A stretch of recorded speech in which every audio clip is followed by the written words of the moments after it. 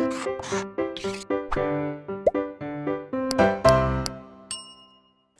प्यारे बच्चों, मैं स्वागत करता हूँ आपका ब्लूप्रिंट डिजिटल पर। बेटा मेरा नाम है वसीम चौहान और मैं हूँ आपका विज्ञान का टीचर। अभी मैं आपको बेटा क्लास 10th का साइंस में रसायन विज्ञान पढ़ा रहा हूँ और हम चैप्टर पढ़ रहे थे धातु एवं अधातु। और 5 भाग मैं इसके आपके लिए अब तक बना चुका हूँ। आज छठा भाग मैं आपके लिए लेकर आया हूँ और मैं आपको पढ़ा रहा हूँ कि हमें धातु की प्राप्ति कैसे होती है ना। धातु की प्राप्ति के लिए मैंने आपको बताया थे लास्ट क्लास में कि इसके 5 चरण होते हैं, 5 स्टेप्स आर देयर। और उन चरणों में मतलब 2 चरण में डिस्कस कर चुका, आज तीसरा चरण मैं आपके लिए लेकर आया हूँ। तो इस चरण का मतलब क्या था, जो अयस्क हमें मिला है, अयस्क का जो हमने एनरिचमेंट कर दिया था, अशुद्धियों को कुछ हद तक हमने हटा दिया था। अब हमें उस अयस्क को धातु ऑक्साइड में परिवर्तित करना है, धातु में ना करके धातु ऑक्साइड में परिवर्तित करना है ना। तो ये काफ़ी महत्वपूर्ण रहेगा बेटा। तो आपको हेडिंग लिखनी है चरण थर्ड। अगर आपने बेटा भाग 5 नहीं देखा है तो प्लीज़ पहले आप भाग 5 को देखिए, तभी ये भाग आपको ठीक से समझ में आने वाला है। इस भाग में हमें क्या करना है, अयस्क का धातु ऑक्साइड में परिवर्तन कैसे होता है वो सीखना है। अच्छा, धातु जो हमारी होती है, मैंने आपको बताया था, उनको मैंने 3 भागों में बेटा वर्गीकृत किया था। पहला होता है कि जिनकी क्रियाशीलता बहुत ज़्यादा होती है ना, जो हमारी क्रियाशीलता श्रेणी है, रिएक्टिविटी सीरीज कहते हैं इंग्लिश में, तो वहाँ पर उनको बहुत ऊपर रखा गया है ना। तो एक तो उन धातु की बात हो जाएगी हमारी। दूसरी क्या होती है कि जो हमारा मध्यम यानी कि बीच में आती हैं। और तीसरी जो है बेटा वो हमारी कहाँ होती है, जो बिल्कुल हमने कहाँ रखा है, उनको नीचे रखा है। तो मैं जो आज जो है इस चरण को जो समझाऊंगा आपको, धातुओं के इसी वर्गीकरण के आधार पर समझाने वाला हूँ। और जो शुरुआत करेंगे हम, जो हमारी निम्न क्रियाशील धातुएं हैं जिनकी रिएक्टिविटी कम होती है, उनसे बेटा उनकी हम शुरुआत करने वाले होते हैं। ठीक है, तो इसको स्टेप को समझने के लिए हमें पहले वहीं से आपको हेडिंग लिखना होगा कि अगर आपके पास निम्न क्रियाशील धातु है ना, उनका अयस्क है, मतलब उसको हम धातु ऑक्साइड में कैसे परिवर्तित करते हैं। तो बेटा आप हेडिंग लिखो इसमें निम्न धातु का जो मेरा केस है बेटा ना। तो पहला केस जो मैं ले रहा हूँ उसको क्या बोलते हैं, निम्न धातु वाला केस लेते हैं। बेटा एक बात सुनो ध्यान से कि जो निम्न धातु जो हमारी होती है, उनका जो अयस्क होता है, उनका जो अयस्क है बेटा वो हमारा सल्फाइड के रूप में मिलता है। ये प्लीज आपको वर्ड ध्यान रखना है कि अगर कोई पूछेगा आपसे जो निम्न धातु का मतलब क्या है, यहाँ पर मतलब उन धातु की बात कर रहा हूँ क्रियाशीलता बहुत कम है, लो रिएक्टिव मेटल्स हैं। तो बल्कि सही शब्द क्या होगा कि निम्न है ना बेटा, यहाँ पे वर्ड लिखना जरूरी होगा। और इन्हीं धातु की मैं बात कर रहा हूँ आपसे। तो जो निम्न क्रियाशील धातु है वो हमें, उनका जो अयस्क है वो बेटा हमें किस फॉर्म में मिलता है, सल्फाइड के रूप में मिलता है, सल्फाइड के रूप में मिलता है। अब यहाँ पे क्या है, मतलब हमें इस अयस्क को जो कि हमें सल्फाइड के रूप में मिला है, इसी धातु के ऑक्साइड में परिवर्तित करना है, इसी धातु के ऑक्साइड में परिवर्तित करना है। एग्जाम्पल देखो बेटा, उदाहरण देखो, जैसे एक मेरी निम्न क्रियाशीलता की धातु जो होती है, मरकरी कहते हैं, पारा कहते हैं, सल्फाइड रूप में मिलेगी, उसका है तो HgS। एक बात ध्यान रखना आप, इसका नाम जो है, इसका एक नाम और होता है, इसको बेटा क्या बोलते हैं, सिनाबार भी कहते हैं, है ना। तो ये नाम भी आपको ध्यान रखना है, पूछ सकता है कि सिनाबार क्या है। तो मरकरी का जो सल्फाइड होता है उसी को क्या बोलते हैं, हम सिनाबार कहते हैं। तो यहाँ पे धातु का अयस्क है ये, और धातु का नाम है पारा या मरकरी कहते हैं। अब देखो मैं, मेरा ऑब्जेक्टिव क्या है, मेरा उद्देश्य क्या है कि ये जो धातु का सल्फाइड अयस्क है, ये मेरा धातु ऑक्साइड में परिवर्तित हो जाए, यानी यहाँ से S हटकर बेटा इसके साथ में O आ जाए, HgO, है ना। तो अब कैसे होगा ये यहाँ से परिवर्तित जो होगा, तो उस मेथड को, उस विधि को बेटा मैं क्या बोलता हूँ, भंजन कहता हूँ, है ना। तो ये वर्ड आपको ध्यान रखना है, एक नाम है बेटा इसमें क्या, है ना। तो उस नाम को बेटा मैं जो है, मतलब एक उसको हम जो है नाम देने वाले हैं, and that name is known as, बेटा उसको क्या बोलेंगे, भंजन कहते हैं। भंजन को रोस्टिंग कहा जाता है ना। ये भी आपको ध्यान देना है कि एक नाम आएगा बेटा यहाँ पर, और उस नाम को जो है हम आगे बेटा एक नाम देंगे, उसको क्या बोलते हैं, भंजन। किसी किसी बुक में ये भंजन ना मिलके बेटा आपको एक नाम दिया जाएगा, उसको भर्जन भी कह सकते हैं। तो भंजन या भर्जन एक ही बात होगी। अब ये क्या होता है, देखो ये क्या है कि जब हम सल्फाइड अयस्क को उसके धातु ऑक्साइड में परिवर्तित करते हैं, और कब होगा, जब उसको मैं ऑक्सीजन के साथ, ऑक्सीजन की उपस्थिति में उसको बेटा मैं क्या करता हूँ, हीट करता हूँ। तो एक ऐसी विधि जिसमें धातु का जो सल्फाइड अयस्क है वो धातु के ऑक्साइड में परिवर्तित हो जाता है, जब उस धातु के धातु के सल्फाइड आयस को गर्म करते हैं ऑक्सीजन की उपस्थिति में, ऑक्सीजन के बिना नहीं हो पाएगा ये, है ना, और उसको गर्म किया गया, हीट किया गया है। तो यहाँ से ये जो है बेटा HgO बन जाएगा, और यहाँ से साथ में जो है ना, साथ में जो है बेटा यहाँ से जो S है हमारा, है ना, SO2 जो गैस है वो मेरे यहाँ से बेटा क्या हो जाएगी, अलग हो जाएगी। ठीक है, तो इस रिएक्शन को आप बैलेंस कर लेना।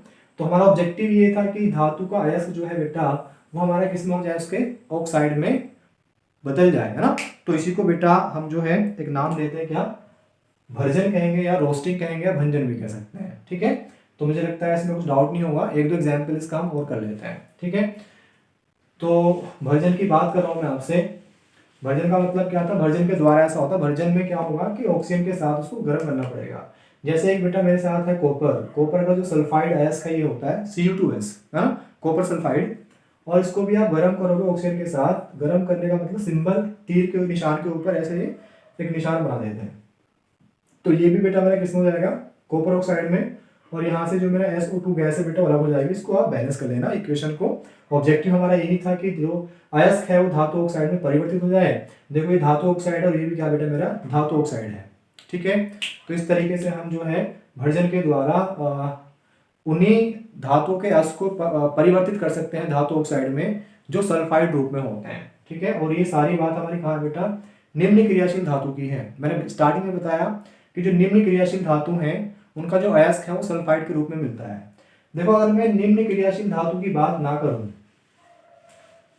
तो अगर मैं बात इसी करूंगा बेटा, जो मेरी धातु ऐसी हैं जिनकी जो क्रियाशीलता है वो मिडिल है, मतलब ना बहुत कम है ना बहुत ज्यादा है।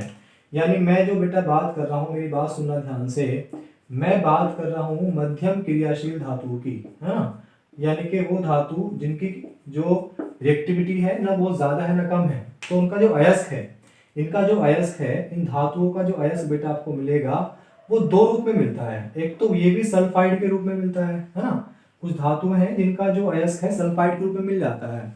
और दूसरा जो है बेटा एक बात और आपको ध्यान देनी है कि दूसरा रूप जो है इनका क्या, वो होता है कार्बोनेट। यानी इनके अयस्क या तो सल्फाइड के रूप में मिलेगा या मिलेगा कार्बोनेट के रूप में। सल्फाइड का मतलब समझना कि उसका मतलब होता है S2 नेगेटिव। सल्फाइड को अगर मैं सिंबल के रूप में लिखूंगा तो S2 नेगेटिव कहूंगा, और जो बेटा कार्बोनेट हमारा होता है उसको क्या बोलते हैं, CO3 नेगेटिव। ये आपको ध्यान देना है। ठीक है, तो या तो मिलेंगे कार्बोनेट के रूप में, और या बेटा ये मेरा जो है सल्फाइड के रूप में मिलती हैं। ठीक है, ऑब्जेक्टिव क्या है, ऑब्जेक्टिव ये है कि भले ये सल्फाइड के रूप में हो या कार्बोनेट के रूप में हो, ये दोनों को आपको परिवर्तित करना है किसमें बेटा, उनके धातु ऑक्साइड के रूप में परिवर्तित करना है ना। यह आपको नहीं भूलना है कि इसको है आपको बेटा किसमें, धातु ऑक्साइड के रूप में परिवर्तित करना है। ठीक है, अगर आपको यहाँ पे ये शो नहीं हो रहा है तो मैं इसको नीचे लिख रहा हूँ, है ना, सल्फाइड अयस्क को भी और कार्बोनेट अयस्क को भी आपको जो अंतिम परिणाम आपको लेना है वो क्या हो जाएगा कि इसको धातु ऑक्साइड के रूप में बेटा क्या करना है, परिवर्तित करना है। अच्छा, सल्फाइड के रूप में अगर ये वाला अयस्क है तो धातु ऑक्साइड में तो परिवर्तित करना सीख चुके हैं अभी हम, कि आप इसको गर्म कर दो, हीट कर दो ऑक्सीजन की उपस्थिति में, तो ये जो सल्फाइड का अयस्क था धातु ऑक्साइड में परिवर्तित हो जाएगा।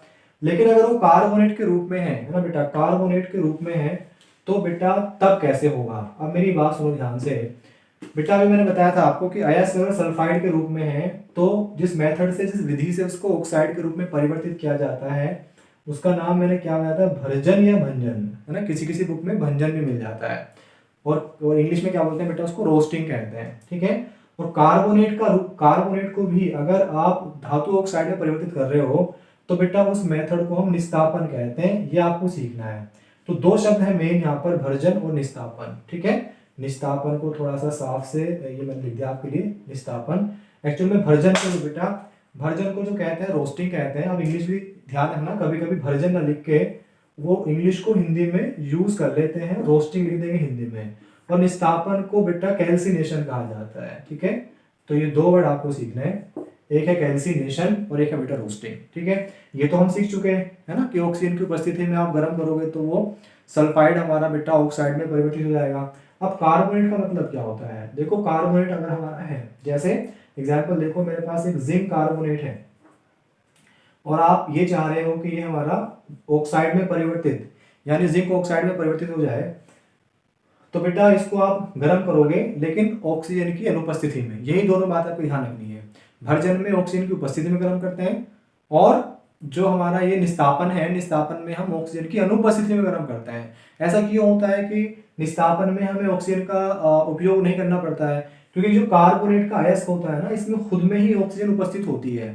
सल्फाइड का जो अयस्क था, आपने देखा था वहां पर ऑक्सीजन नहीं थी, ऑक्सीजन नहीं थी और आप ऑक्साइड में परिवर्तित कर रहे हो, तो मतलब ऑक्सीजन की आपको जरूरत पड़ने वाली है। और यहाँ पर खुद ही ऑक्सीजन है, तो यहाँ पर जरूरत नहीं पड़ेगी आपको बाहर से ज्यादा ऑक्सीजन की। तो इसका ये इसी को मैं क्या बोलता हूँ बेटा, निस्तापन कहता हूँ। भरजन और निस्तापन का रिजल्ट जो है, परिणाम जो है सेम रहता है। तो जिंक कार्बोनेट जो है गर्म करोगे अनुपस्थिति में ऑक्सीजन की, तो बेटा ये जिंक ऑक्साइड यानी कि धातु ऑक्साइड और कार्बन डाइऑक्साइड में बेटा क्या हो जाएगा, परिवर्तित हो जाएगा। ठीक है, तो इस तरीके से हम जो है चीज़ों को बेटा आगे बढ़ा सकते हैं। तो ये तीसरा चरण था या थर्ड स्टेप था, और इसमें हमने ये देखा कि अयस्क जो है धातु का, उसको हम धातु के ऑक्साइड में कैसे परिवर्तित करते हैं। और दो मेथड आपको ध्यान रखने बेटा, भरजन या भंजन, और एक बोलते हैं निस्तापन, इंग्लिश में कहेंगे भरजन को रोस्टिंग, और जो निस्तापन है इसको बोलते हैं बेटा कैल्सिनेशन। तो ये तीसरा स्टेप था। चौथा स्टेप जो हमारा रहेगा कि ये जो धातु ऑक्साइड आपको मिली है ना, इन दोनों मेथड्स में, है ना, उसको हम धातु में कैसे परिवर्तित करेंगे। धातु में परिवर्तित करने का मतलब क्या रहेगा कि यहाँ से ऑक्सीजन हट जाए बस, और उसका बोलते हैं मतलब इसका हमें अपचयन करना पड़ेगा, एक रिड्यूसिंग एजेंट आपको लाना पड़ेगा, एक अपचायक आपको लाना पड़ेगा। तो बेटा वो मैं आपको भाग 4 में भाग जो हमारा कौन सा आएगा, भाग 7 में बताऊंगा, और जो स्टेप रहेगा वो हमारा 4th रहेगा। तब तक आप पढ़ते रहो और हमारे चैनल ब्लूप्रिंट डिजिटल को अपने दोस्तों के साथ शेयर कीजिए, सब्सक्राइब कीजिए, और बेटा कुछ सुझाव अगर आपके हमारे लिए हैं तो कमेंट सेक्शन में प्लीज़ अपने सुझाव हमें दीजिएगा। तो आप ख्याल रखो, आप बाय।